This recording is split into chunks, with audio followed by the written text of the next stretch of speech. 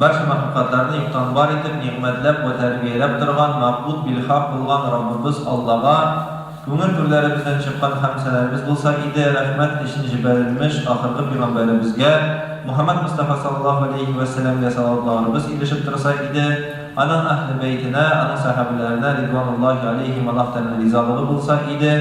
Hem barcha mu'min musulmon qardoshlarımizga Alloh taolaning kitobi ortidan ham payg'ambarimiz Muhammad Mustafa sallallohu alayhi va sallamning sunnati ortidan iyalgan barcha mu'min musulmon qardoshlarımizga Alloh taolaning salomlari bo'lsa edi. G'usüllanib ham tahoratlanib uluq bo'lgan juma namozining farzini o'qib kelgan mu'min va musulmon qardoshlarima assalomu alaykum va rahmatullohi va barakatuh. Biyik bo'lgan martabali bo'lgan Rabiul Avval oylarining 8-kunlarına kirishdik.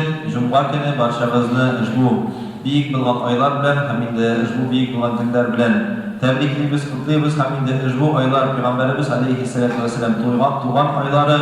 Ham payg'ambarimiz alayhissalatu vassalam to'g'risida Alloh subhanahu va taolo Anbiya surasining 107-oyatida bunday deb aytgan: A'udhu billahi minash shaytonir rojim. Va ma arsalnaka illa rahmatan lil alamin. Biz seni qadimlarga rahmat ishingina jibardik.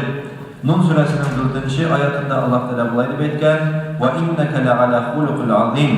Diraslikda sen Muhammad buyuk xuluq egasi deb aytgan. Hamda payg'ambarimiz alayhissalatu vassalam har bir mu'min musulmon uchun bütün yer şarında örnek bulup durar.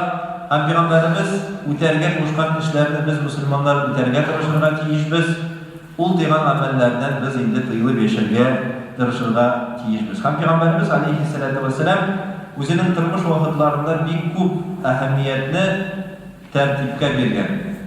Hem indi bunun nerseden, indi hadislerden biz kura alamız. Peygamberimiz aleyhissalatu vesselam imam bulup her 5 vakitte Medine şehrinde imam bulup 5 vakit namazını kıldırgan. Hem her bir namaz aldığından Peygamberimiz basıp, artka bırılıp, saflarını tiyizlegen. Stevu istaqim ve atadilu deb aytamiz Peygamberimizin sünnetine iyarıp biz de hem indi Peygamberimiz aleyhissalatu vesselam hatta indi jilgelerinden tutup kişilerini saflarga dirislep bastırgan hem indi bu elbette Peygamberimizin hadislerinde de gider. Hem Allah subhanahu wa ta'ala Saf suresinin 4-ayetinde bunday deb aytgan: Kıyma gibi bir safta taza durib, Allah yolunda İslam için tırışkan kişilerini siyedir deb aytgan Allah Teala.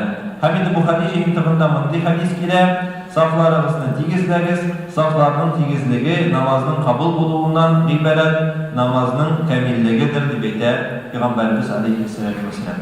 Şöyle bindi ikinci hadiste Peygamberimiz Ansı Abu Davud intiqındakiler saflarımızı tigizlegiz, inge intidirgiz, safta bulgan kuş burunlarını tuturunuz, aranızda şeytanını kirtmeyiz deb aytgan Peygamberimiz. Hem indi bu sözler elbette bizge Müslüman kardeşlerimizge faydalı sözler. Çünkü indi biz de elhamdülillah Peygamberimizin Muhammed Mustafa sallallahu aleyhi ve sellem'nin vasiyetin başka bulunlarına tartışmışlar. Hem indi elbette cuma namazlarına eğer de ki biz qararsak, cuma namazlarına kirişsek, bizden Müslümanlar kardeşlerimiz arasında bu şurunlar da var. Hem saflarında tuturu turunda hayır vakitte biz unutamız. Bu Peygamberimiz aleyhissalatu vesselam'ın sünneti.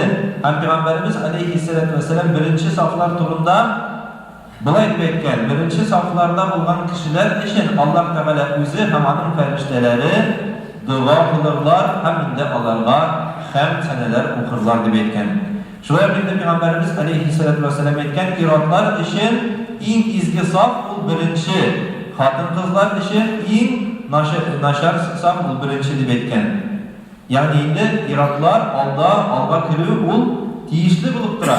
Lekin unutmaska kerak, bir-birimizga zarar keltirib, bir-birimizga zulmluk keltirib, bir-birimizden istab atlab, sikirib, bir-birimizni itirge tiyiştugil biz aldan kelirge, cuma namazlarını aldan kelib, o'zi bizga aldagi saflarda o'rin alu, ul indi sünnet amellerden bulup sanalar. Hem indi Peygamberimiz aleyhissalatu vesselam Müslim jeyidinlarının hadisini getirgen: kimde kim hayırlı, yaxşı rəvişdə təharətlənib, yakilgisillenib, şın ko'ngildan Allah Teala'nın rahmetine erişir için meşitke kilse birinci gidip ul bir diyeni suyup, çalıp, Allah Teala'ya kurban getirip, idin tavuzunca muhtaçlarga taraftan kubuk sevapka erişe deb etken.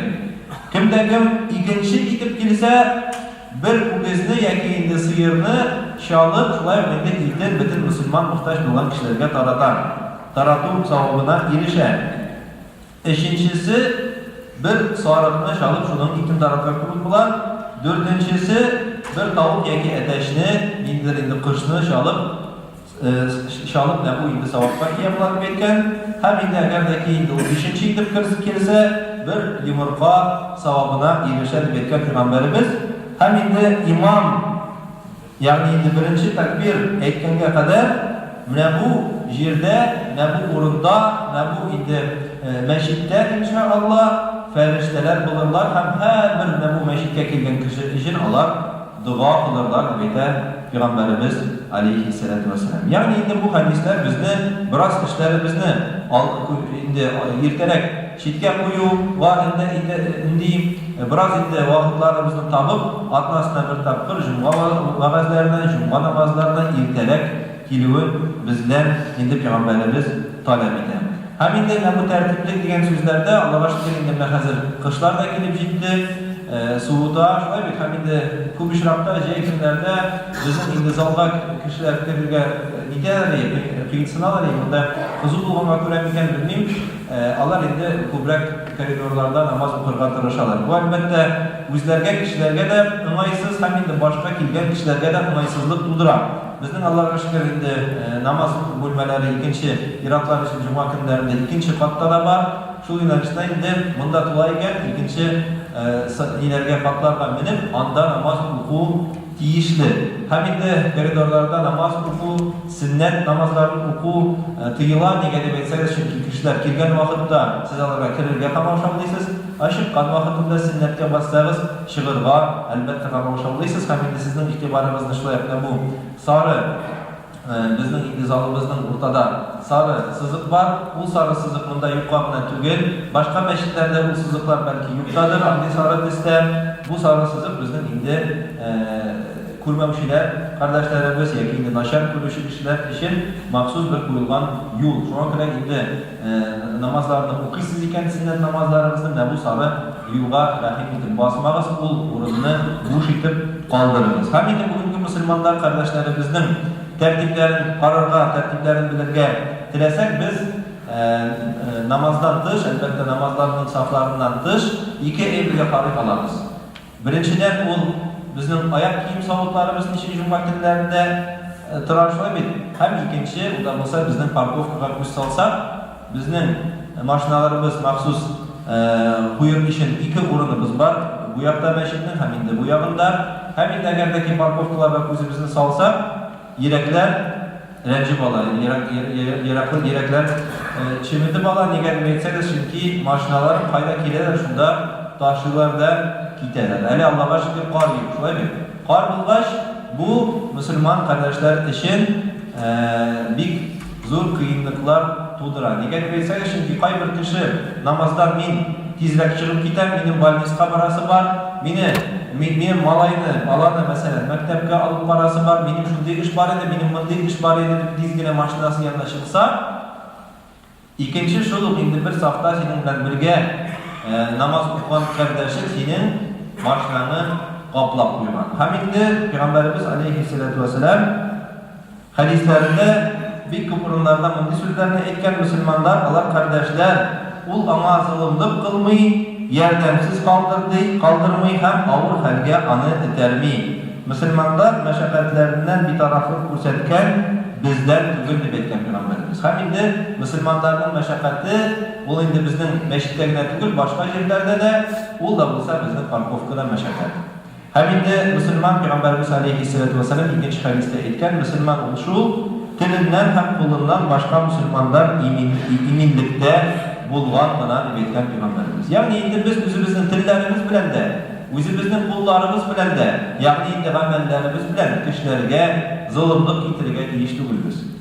Juma namozlaridan oshiqa turgan kishi, u sening ishing, sening turunda, sen mashinalar netgansan, qoplab qo'ygansan qardoshini.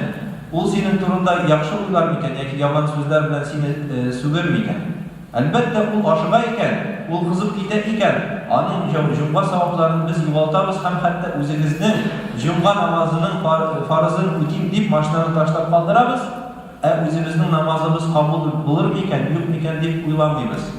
Әгәр дә сез, кардәшләр, зур шәһәрләрдә яшәгән булсагыз, Мәскәү яки инде башка зур шәһәрләрдә, анда мөселманнар машина белән киләләр дә, бер-ике остановка алдан метрода калдыралар да, метрога төшеп, яңадан метро белән генә киләләр. Нәрсә өчен? Чөнки машина куярга урын юк. Машина куярга урын юк, һәм инде алар берничә чакырым җыяу да килүчеләр бар. Берәр инде килә калдыралар да, берничә чакырым җыяу киләләр. Инде дәрәҗәләребез Аллаһка шөкер зур, үзегез карасагыз, менә күп монда йортлар бар, һәм шул йортларның ишек алдылары бар.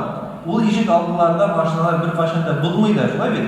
Менә инде монда якында яшәгән кешеләр беләләр, инде Мәскәү, Киров районында яшәгән кешеләр беләләр. Бу йортларда машина куярга урыннар бар, шулай бит? Ничә чакрым килергә кирәк? 100 метр, шулай бит? 50 метр.